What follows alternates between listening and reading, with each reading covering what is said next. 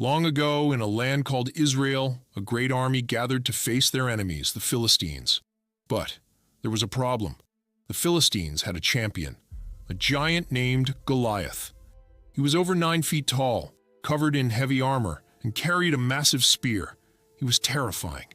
Every day for 40 days, Goliath came out, stood in the valley between the two armies, and shouted a challenge. "Choose one man to fight me. If he wins, we will be your slaves. But if I win, you will serve us. Who dares to face me?" The Israelites were frozen with fear. Even King Saul, their leader, didn't know what to do. Then, a young shepherd boy named David arrived at the camp. David wasn't a soldier. He had only come to bring food to his brothers, who were in the army. But when David heard Goliath's challenge, he couldn't believe his ears. Why is no one fighting him? He's defying the army of the living God. The soldiers laughed. David was just a boy. But David didn't back down. "I'll fight him." When David went to King Saul to volunteer, the king was skeptical.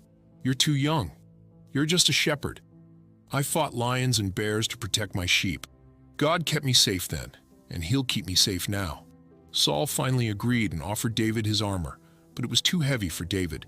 Instead, David chose 5 smooth stones from a stream, grabbed his sling, and went out to face Goliath with nothing but faith in God. When Goliath saw David, he was insulted. "Am I a dog, that you come at me with sticks? Come here, boy, and I'll feed you to the birds.